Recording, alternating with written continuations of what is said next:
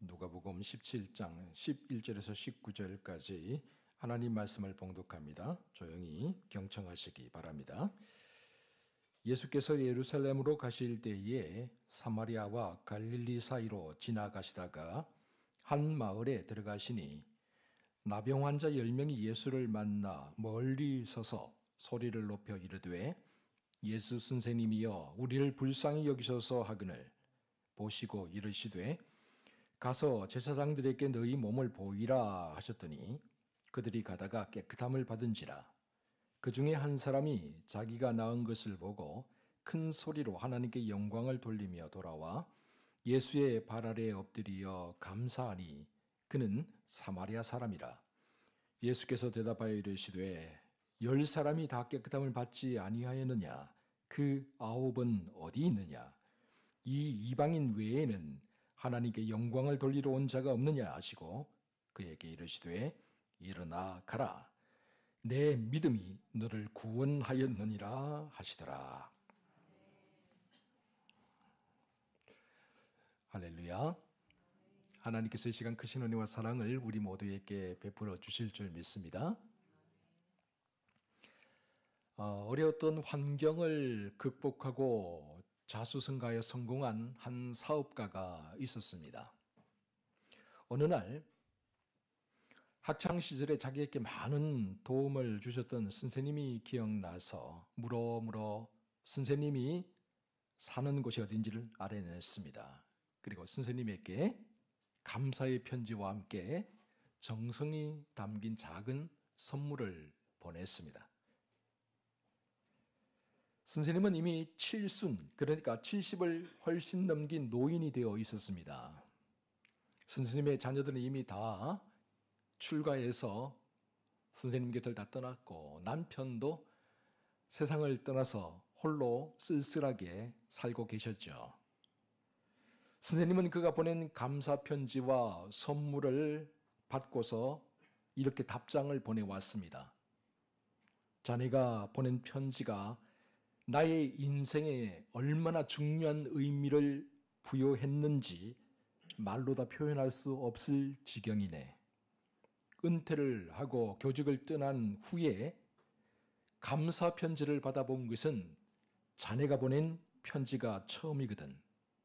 나는 자네의 편지를 통해 나의 50년 교직 생활이 헛되지 않았음을 깨달았고 매우 큰 자부심과 긍지를 느낄 수 있게 되었네. 정말 고맙네. 여러분 어떻습니까? 여러분 누군가로부터 받은 은혜, 사랑을 기억하며 살고 계십니까? 또 그 은혜와 그 사랑을 조금이라도 갚으며 살고 있습니까? 혹시 받은 은혜마저도 까맣게 잊어버린 채 살아가고 있는 것은 아닙니까? 어느 날 하나님께서 두 천사에게 각각 바구니 2개를 주면서 이렇게 말씀하셨다고 그래요. 한 바구니에는 사람들의 기도를 담아오고 다른 바구니에는 사람들의 감사를 담아 가지고 와라. 그래서 이 두 천사가 온 땅을 두루 다니면서 사람들의 기도를 담고 사람들의 감사를 담아서 다시 하나님 앞으로 돌아왔죠.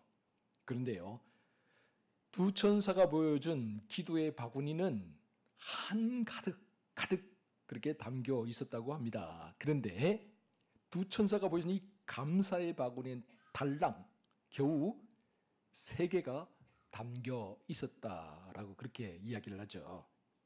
여러분, 그렇다면 오늘 우리의 삶의 바구니에는 몇 개의 감사가 담겨져 있습니까?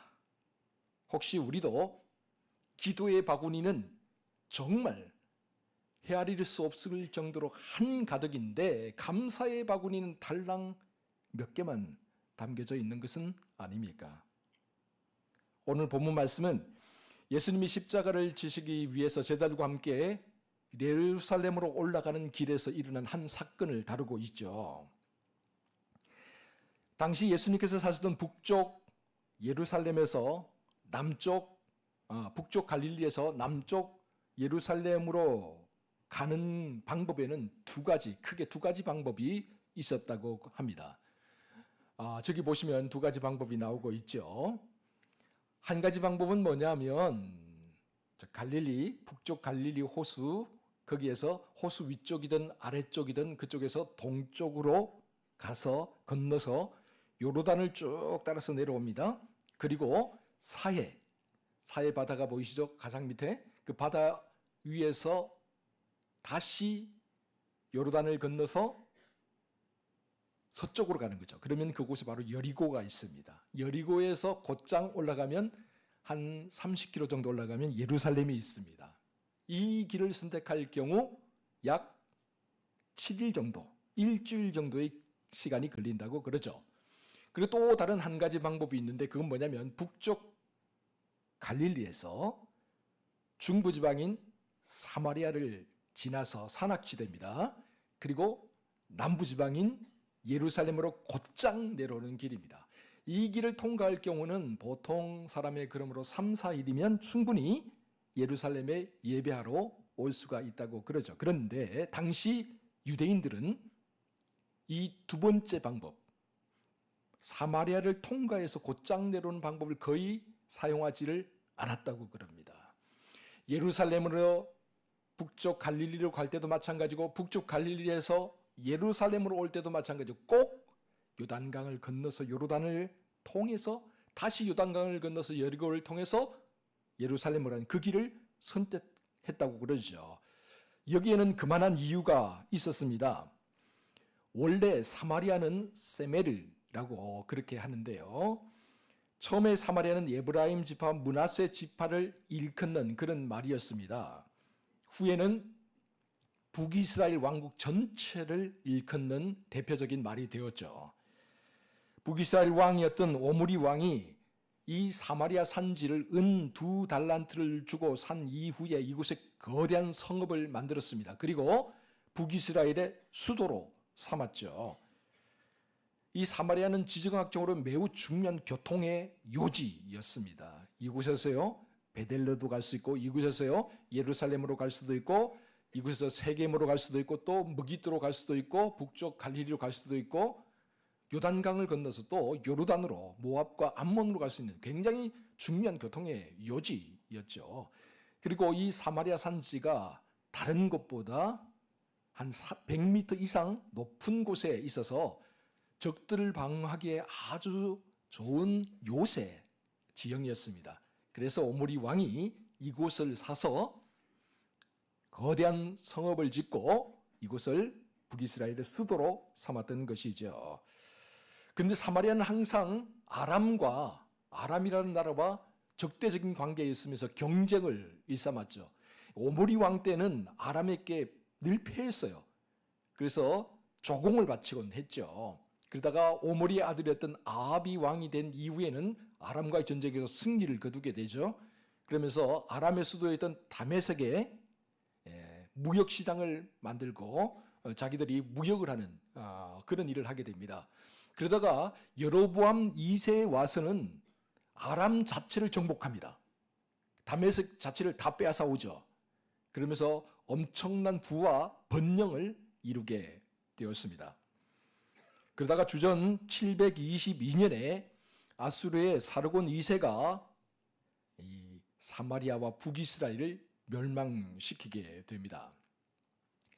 북이스라엘을 멸망시킨 아수르는 기본적인 정책을 썼는데 두 가지입니다. 하나는 뭐냐면 우리말에 순종하면 살려주고 거역하거나 반대하면 다 죽여. 잔인한 민족이었습니다. 다 죽여. 이런 민족이었고, 그리고 우리말에 순종하면 살려주지만 너희 땅에 살 수는 없어. 너희 땅에서 이주해서 다른 곳에 가서 살아. 왜냐하면 그곳에 놔두면 자기들끼리 세력을 모아서 반란을 일으키기 때문에 이주 정책을 썼습니다. 그래서 사마리아 살던 사람들을 대부분 고위 관리한 모든 사람을 다 잡아다가 아수르의 다른 땅에다 옮겨놓고 아수르의 다른 민족들, 자기가 정복한 민족들을 다시 사마리아에 데리고 와서 같이 살면서 서로 통혼하게 만들었습니다. 혼혈 정책을 썼던 것이죠. 그래서 사마리아인이 탄생하게 되었죠. 유대인과 이방인들 사이에 탄생한 사마리아인, 오늘날로 말하면 다문화 과정이 이루어지게 된 것입니다. 유대인들은 지금도 여러분 혈통을 중요시합니다. 가문을 중요시해요. 그런데 사마리아인은 이제 혈통이고 가문이고 유명무실해져 버렸잖아요. 이방인들과 함께 통혼하다 보니까. 그러자 유대인들이, 남쪽과 북쪽에 살던 유대인들이요, 이 사마리아 사람들을 이방인보다 못한 족속이라고, 심지어는 개만도 못하고 돼지만도 못하는 그런 족속이라고 무시하고 깔보았습니다. 이 사마리아인들과는 말도 섞으려고 하지 않고요, 심지어는 이들이 사는 곳에 가까이 가려고 하지도 않았습니다. 왜요? 이미 사람도 땅도 더럽혀졌다라고 그렇게 믿었기 때문입니다.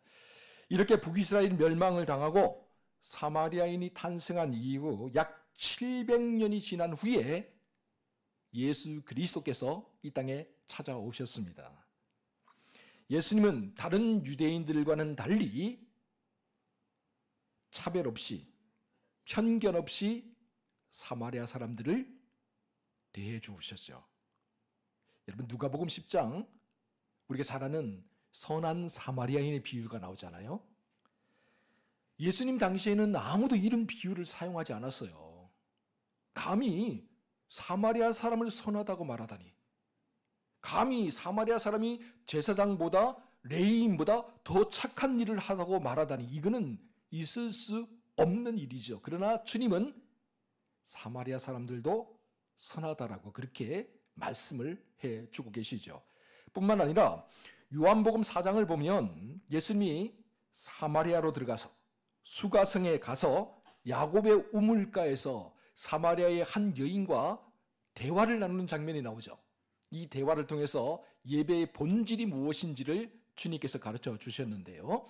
요한복음 4장 24절에서 26절 말씀 우리 함께 같이 읽어봅니다.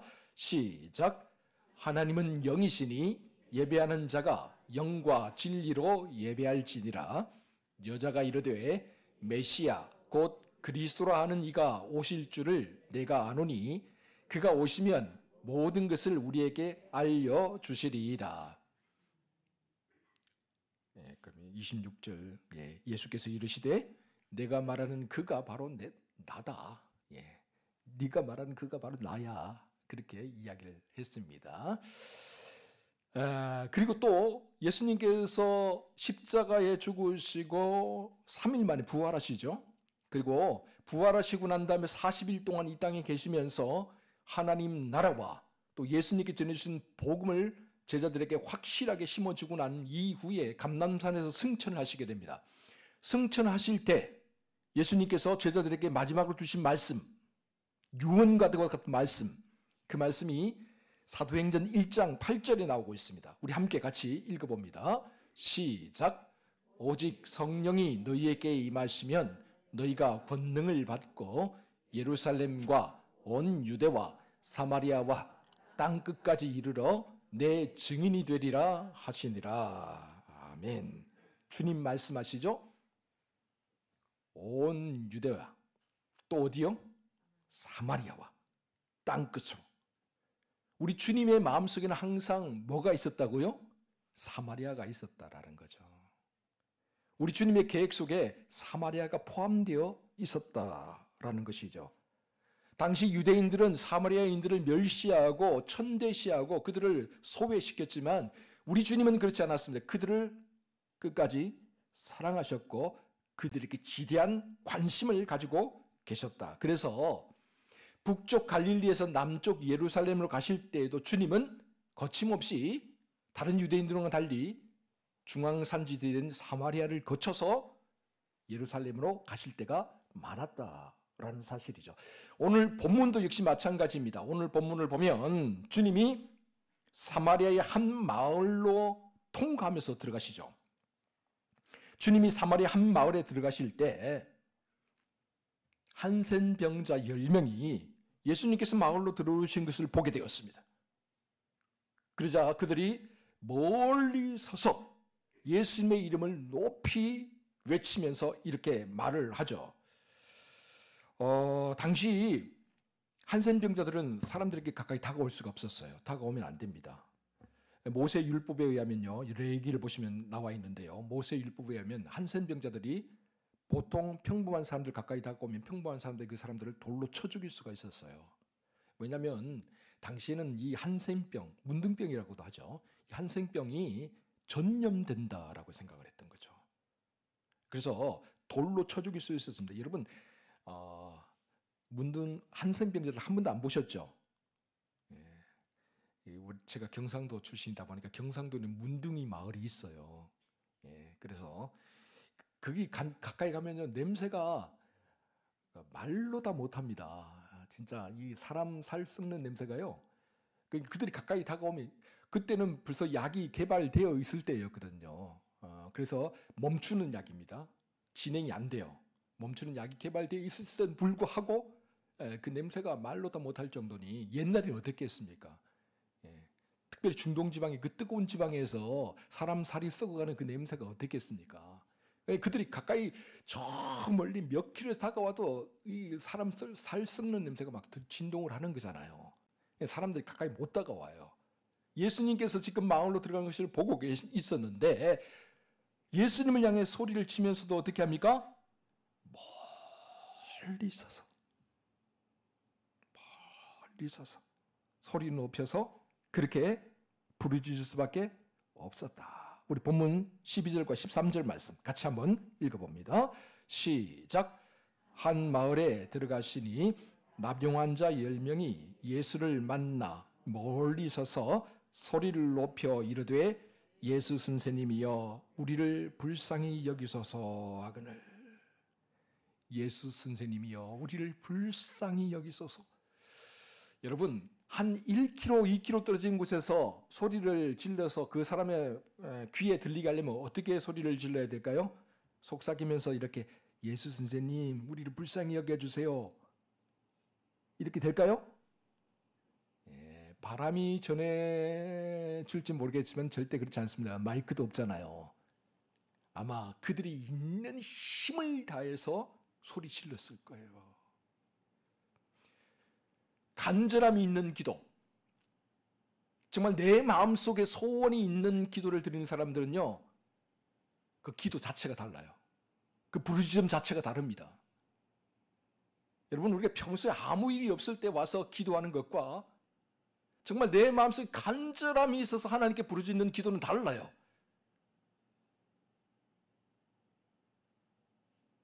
문둥병자들은 지금 자기들이 일생일대의 기회를 만난 거예요. 예수님을 다시 만날 수 없을 수도 있어요. 그들의 인생에서. 이 기회를 놓치면 다시는 그들에게 기회가 오지 않을 수 있어요. 그렇다면 그들이 어떻게 부르짖었을까요?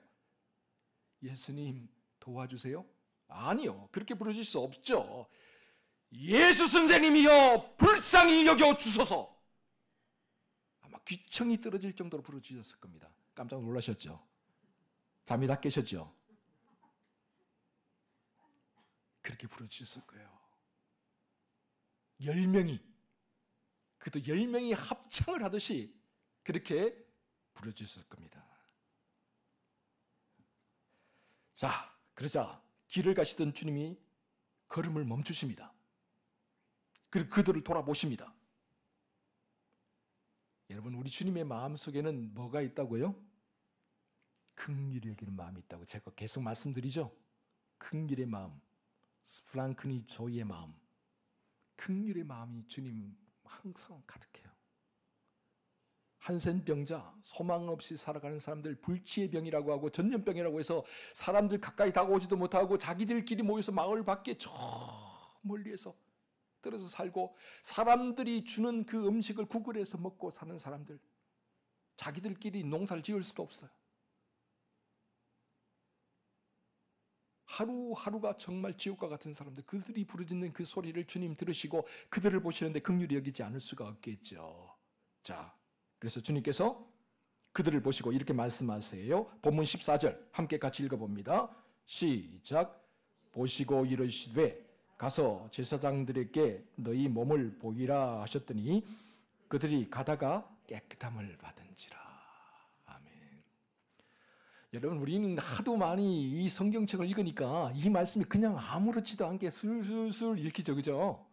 읽고 그냥 쓱 지나가 버리죠, 그죠? 정말 놀라운 말씀입니다. 주님께서 그 한센 병자 10명을 보시면서 어떻게 말씀하십니까? 가서 너희 몸을 제사장들에게 보이라. 여러분, 보통 한센 병자들은 자기 몸이 다 낫고 난 다음에 제사장을 찾아가는 거예요. 자기 몸이 낫지 않은데 제사장을 찾아가면 어떻게 됩니까? 사람들이 가까이 오자마자 어떻게 해요? 돌로 쳐 죽여요. 그런데 주님께서 지금 뭐라고 말씀하십니까? 낫지 않았어요. 낫지 않은 상태예요. 그럼에도 불구하고 가서 너희 몸을 제사장에게 보이라. 그렇게 말씀하세요. 그렇게 말씀했더니 이 10명의 한센 병자들이 어떻게 합니까? 갑니다, 여러분. 주님 말씀에 순종해서 가는 거예요. 그랬더니 어떻게 됐다고요? 예, 그들이 깨끗함을 받았다.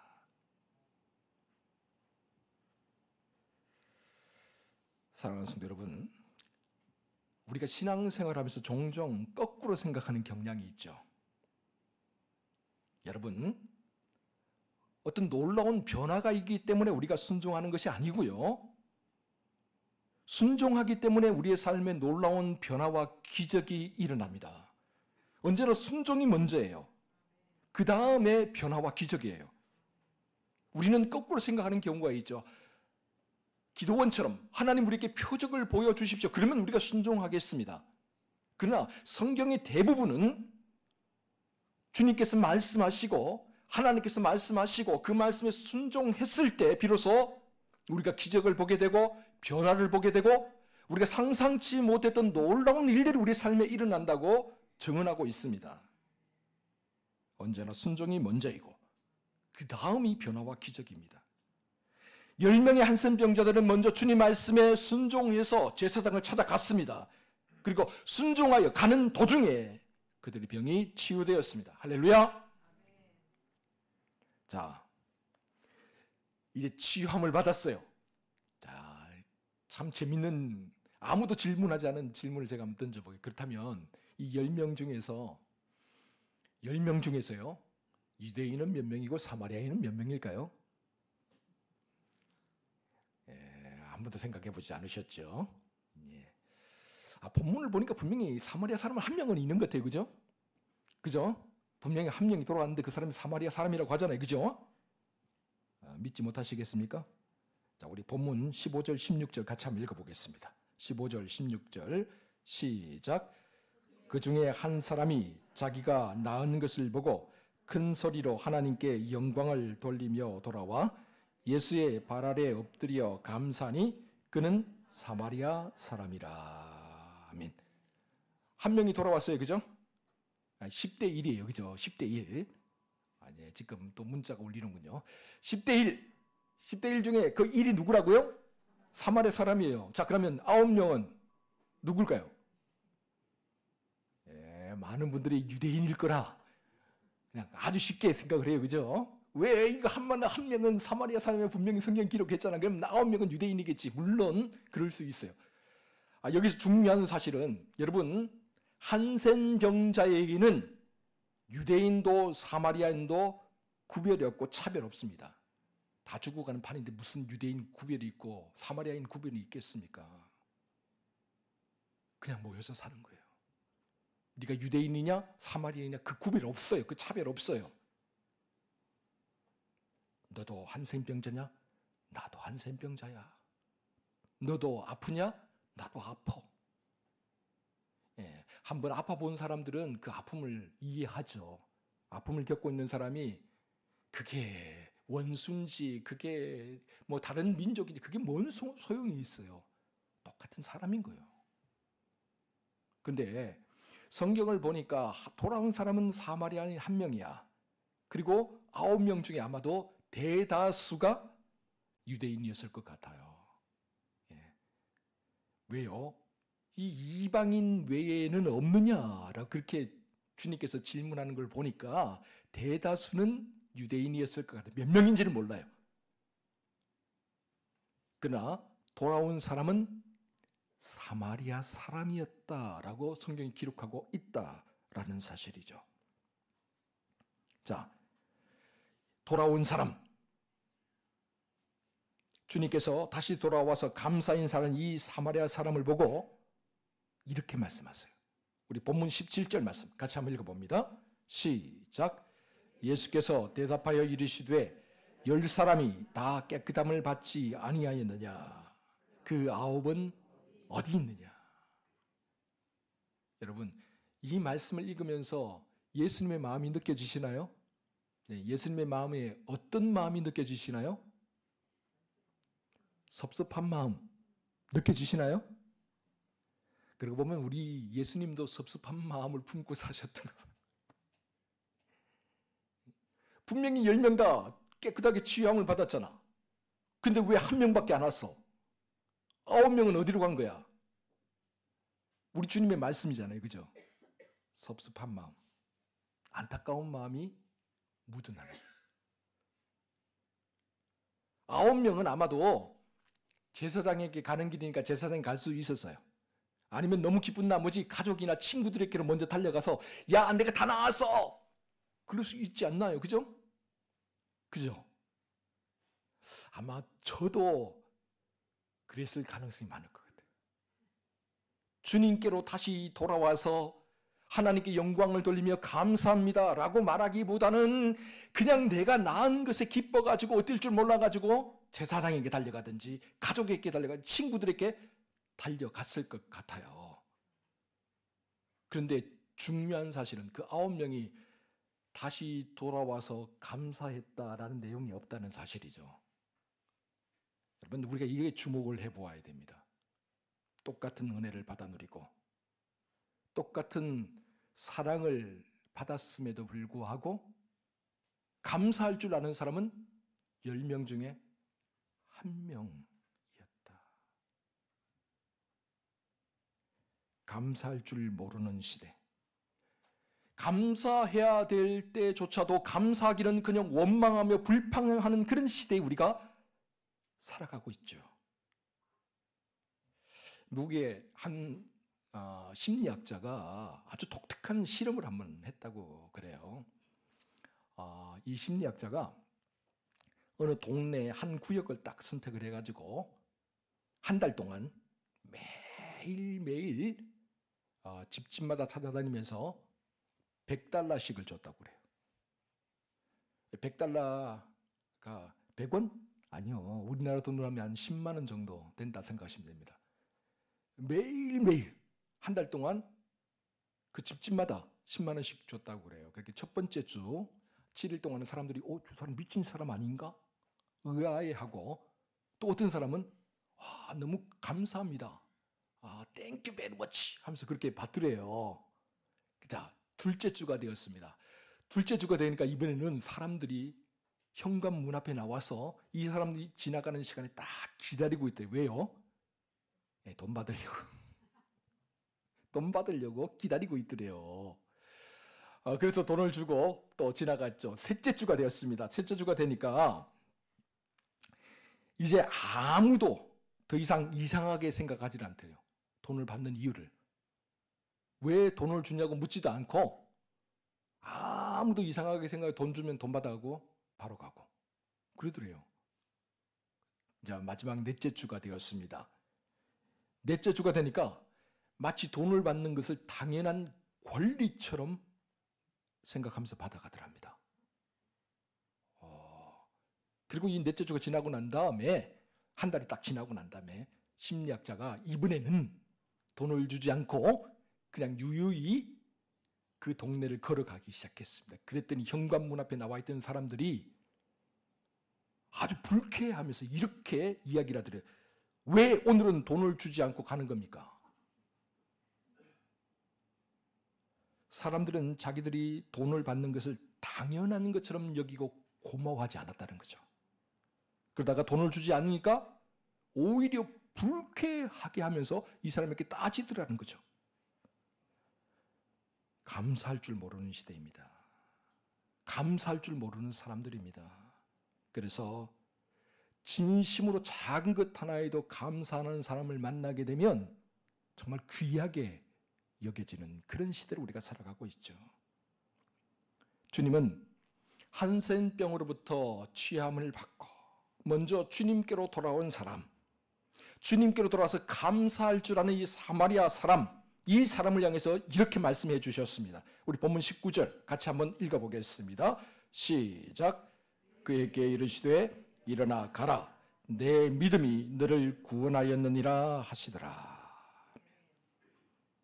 결국 9명은 그들의 육신이 치유받는 것으로 끝이 났지만 나머지 1명, 감사했던 사마리아 사람은 육신의 치유함을 받았을 뿐만 아니라 그보다도 몇 값을 더 큰 선물, 영생을 선물로 받게 되었습니다. 할렐루야.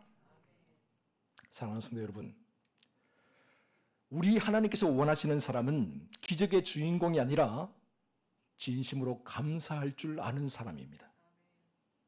우리 하나님께서 찾으시는 사람은 뭔가 대단한 일을 많이 하는 사람이 아니라 받은 바 은혜와 사랑에 진심으로 감사하며 살아가는 사람들이죠. 그러므로 하나님의 은혜와 은혜 사이에, 하나님의 주신 축복과 축복 사이에 반드시 감사의 사다리를 놓을 줄 알아야 됩니다. 여러분, 대나무가, 그 약한 대나무가 저 하늘을 향해서 계속해서 쭉쭉 뻗어 올라가기 위해서는 중간중간에 마디가 있어야 돼요. 텅 비었죠. 정말 약해요. 쫙쫙 갈라지는 대나무들입니다. 그럼에도 불구하고 그 나무가 폭풍이 와도 꺾이지 않는 이유가 뭐냐? 중간중간에 마디가 있기 때문이에요. 마찬가지로 우리 신앙이 자라고 우리가 하나님의 은혜와 축복을 마음껏 받아 누리면서 살기 위해서는 우리의 삶에도 감사의 매듭들이 하나 둘 맺혀져야 된다라는 겁니다. 사랑하는 성도 여러분, 그러므로 감사하며 사시기 바랍니다. 모든 일에 범사에 감사하며 사시기 바랍니다. 그러면 주께서 우리의 마음과 생각과 우리의 삶을 지켜주십니다. 주님의 약속의 말씀이 여기에 있습니다. 빌립보서 4장 6절 7절 우리 함께 읽어봅니다. 빌립보서 4장 6절 7절 말씀 시작. 아무것도 염려하지 말고 다만 모든 일에 기도와 간구로 너희 구할 것을 감사함으로 하나님께 아뢰라. 그리하면 모든 지각에 뛰어난 하나님의 평강이 그리스도 예수 안에서 너희 마음과 생각을 지키시리라. 아멘. 함께 기도하겠습니다. 사랑하는 주님, 감사로 제사를 드리는 사람이 하나님을 영화롭게 합니다. 그러므로 언제나 풍성한 감사와 넘치는 감사로 하나님 앞으로 나아가는 우리 모두가 되게 하여 주시옵소서. 우리 모두의 신앙생활 한복판에 감사의 맑은 샘물이 끊임없이 흘러넘치게 하여 주시고 감사로 말미암는 아름다운 열매들이 풍성하게 맺혀지게 하여 주옵소서. 그래야 이 감사의 물결이 나를 통해 흘러가서 수많은 사람들을 세워주고 용기를 북돋아주며 또한 감사를 통해 임하시는 하나님 놀라운 은혜와 영광을 맛보며 살아가는 우리 모두가 되게 해 주시옵소서. 이 모든 말씀을 우리 구주 예수 그리스도의 이름으로 기도하옵나이다. 아멘.